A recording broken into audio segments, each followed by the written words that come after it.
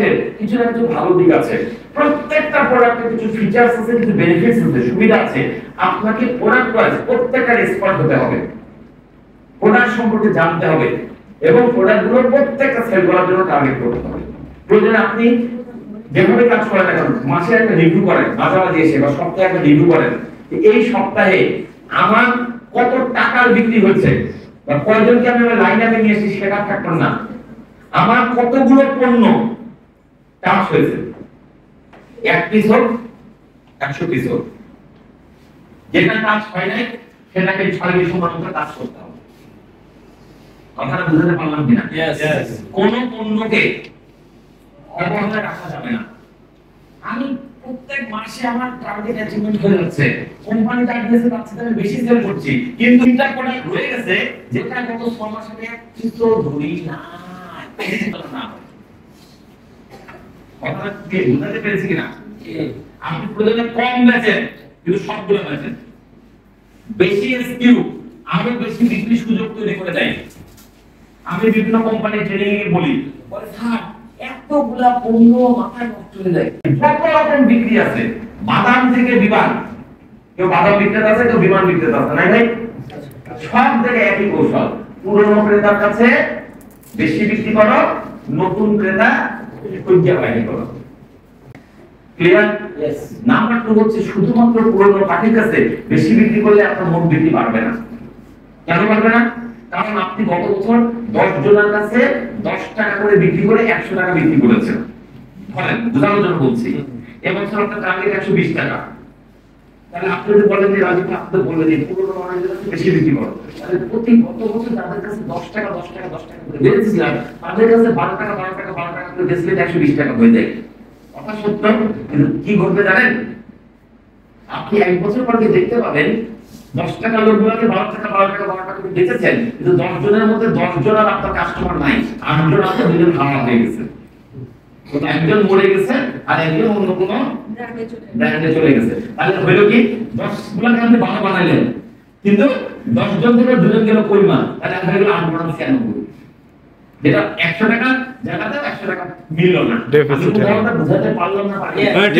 তার মানে শুধুমাত্র পুরনো ক্রেতার কাছে বেশি বিক্রি করলেই আপনার চলবে না, এর পাশাপাশি নতুন ক্রেতা তৈরি করতে হবে। নতুন ক্রেতার কাছে 2 টাকা 2 টাকা 2 টাকা করে তো 10 টাকা বেচতে পারেন, তাহলে তো 96 যোগ 10 106 টাকা হয়ে গেল। তার মানে গ্রোথ, তার মানে গ্রোথ থেকে নতুন ক্রেতা থেকে। আর পুরনো ক্রেতার কাছে বেশি বেচবো কেন? এক্সিস্টিং সেলটাকে টিকে থাকার জন্য। আমার খুব সুন্দর শব্দ বলছে, টিকে থাকার জন্য। কথাটা বুঝাতে পেরেছি না পারি নাই? দুইটা জিনিস মাথার মধ্যে গেঁথে নেন। পুরনো পার্টির কাছে বেশি বেচবো, নতুন ক্রেতা তৈরি করবো, নতুন ক্রেতা তৈরি করবো, পুরনো পার্টির কাছে বেশি বেচবো। এই দুইটা জিনিস বাদে আপনি এই ব্যবসা থেকে না যে ব্যবসা সেম মৌলিক সূত্র। আমার একটা বই আছে, অনেক কিন্তু জানেন, আমার কাছে লেখালেখি লোক আসছে।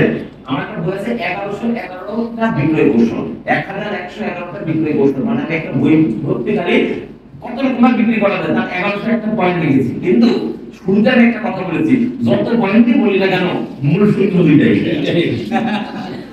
বাকিগুলো হচ্ছে এই দুইটা শাখা প্রশাখা উপশাখা বদলানো অনেক কিছু। পৃথিবীব্যাপী বিক্রির মূল সূত্র কয়টা? দুইটা। কি কি? পুরনো ক্রেতার কাছে বেশি বেচো, নতুন ক্রেতা তৈরি করো। আচ্ছা, এখন আমরা আসি পুরনো ক্রেতার কাছে বেশি বেচবো বুঝলাম ভাইয়া, কিভাবে বেচবো? সেখানে আবার দুইটা নিয়ম, মানে মূল পয়েন্টটা বুঝতে পারছি, বা একটু লিখলে আমাদের একটু সহজ হবে। বিক্রয় বৃদ্ধির মূল সূত্র বা কৌশল, যেভাবে বলেন না কেন, অসুবিধা নেই, আপনারা দেখতে পারলে হলো। আচ্ছা, একটা তো বললাম কি পুরানো ক্রেতার কাছে বেশি বিক্রি, তাই তো?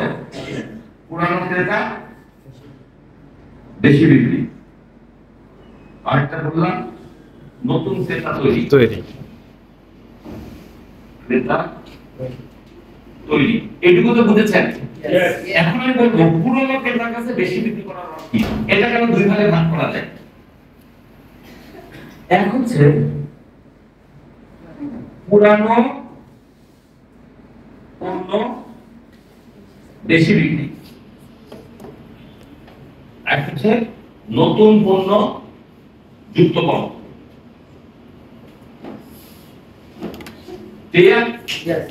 আমার পুরনো পাখির কাছে বেশি বৃদ্ধি, একটা নিচ্ছিল দুটো দেব, দেওয়ার চেষ্টা করব। আরেকটা হতে পারে এইটা নিচ্ছে, এইটা সে ব্যবহার করছে না, তাকে এইটার জায়গায় এইটা ব্যবহার করতে উদ্বুদ্ধ করা।